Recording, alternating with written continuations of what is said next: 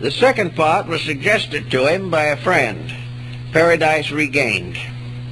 In this case, it was the New Testament that became his instrument, and he built the entire theme around the saving power of Christ. The second part of the poem, however, has never had as great an interest because it is shorter and because it lacks the tremendous dramatic impact of a subject such as the fall of the angels and things of this nature. Now, it also appears that Milton had certain attitudes about life which were completely related to the early Protestant movements in England. This had to do, the main one had to do with the problem of original sin. There was a saying that was all over Massachusetts during the 17th century, a sort of something that school children had to remember. Namely, with Adam's fall, we sinned us all. And the problem of original sin became a very important factor in Milton's thinking. Not because it satisfied him entirely, but because it was the only approach that was at that time acceptable to 17th century religious thinking. The idea of evolution as we know it today was unknown. There was no way of trying to solve the great problem, which is summed up in the concept of, perhaps put into the words of Buddha as well as anyone has ever said it, namely, if God cannot prevent evil, he is not God.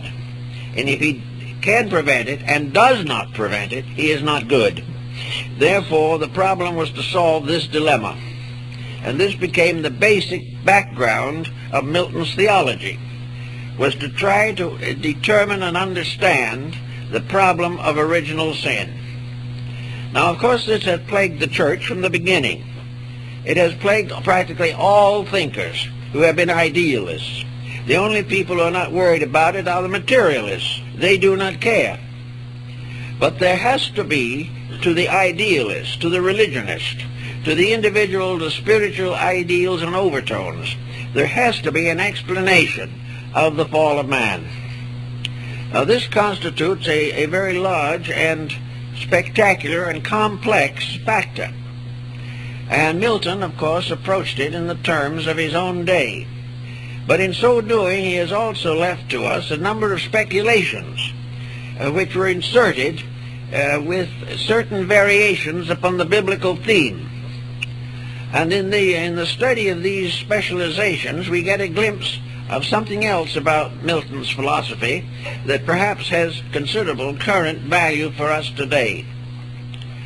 According to Milton, this perverseness in human nature, which resulted in the fall of man, was the direct result of the interference of Satan in the descent of the human family. Milton, however, seems to sense something else also. He seems to represent or figure that this perverseness in human nature is in some way inherent, not necessarily because of the sins of our remote progenitors, but because of certain continuing complications in our own natures. In other words, the individual, most individuals throughout time that we have record of, have fought a struggle within themselves in order to achieve some form of integrities. Each individual has had to overcome himself in one way or another. His self is composed of a compound of spiritual values and material pressures. The individual would do right, but evil is ever nigh unto him. Now, Milton accepts the general theory that this evil originates in the beginning of the race. But if he broadens his foundations, then Adam and Eve become symbolical of a collective humanity. That in some mysterious way, the individual was given what Aquinas calls a restricted or limited individualism. He has the power of personal choice. Now this is important for one very significant reason. If man has no choice, then he can have no virtue, because virtue must be a decision. And if there is no possibility of a decision, then there can be no even limited individualism. Many of the mystics have assumed that this is the problem that separates man from the angels. The angelic host, not having any power of restricted or limited individualism, obey inevitably the law of heaven. But man has to choose to obey. Now this choice of obedience is in some way essential to his growth and development. Perhaps we can bring it down to the simple level of family life today. Children growing up are under the protection of parents, but all children at a certain time break away from parental influence. In the greater way of the Bible, this breaking away from parental guidance more or less represents the fall. The individual becomes responsible for himself. He must make his own decisions. He must choose his own integrities. He must dedicate his life to the unfoldment of his own resources. In this particular level of things, we find that the human being has what we call the power of choice. No creature has free will. Free will probably is not even available to deity. But free will is a thought that many people misunderstand.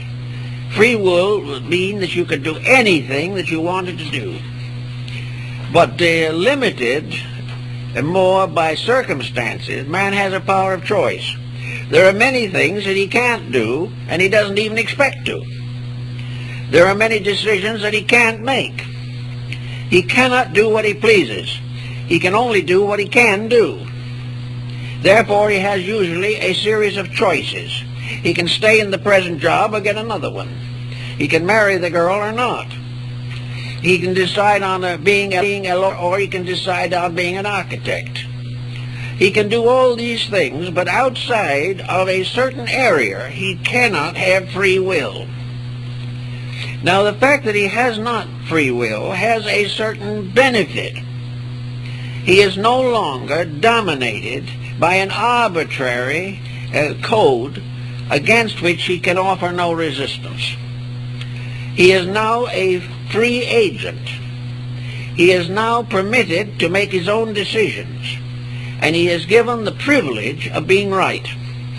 This is the very important point in the whole thing. And this is brought out in Paradise Lost, when the time comes for Adam and Eve to be sent away from the Garden of Eden. The Garden of Eden would represent childhood. It would represent a parental control, and even in modern parenthood, many parents keep on saying, "Thou shalt not." You're not going to do this because I'm not going to let you.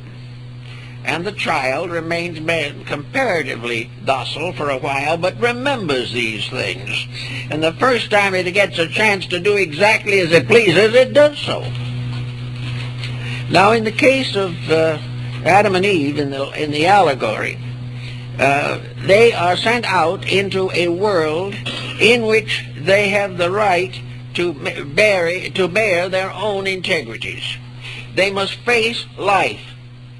In other words, in a strange way, when they are cast out of Eden, it means that they have reached the age of adulthood, that they have reached a voting age, that they reach the age when they can be conscripted into the army if necessary, and they have the right to be considered adult.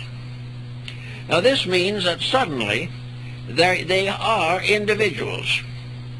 Now why is this important? Why would heaven want this, rather than to keep them forever as very pleasant children under a complete domination of their elders?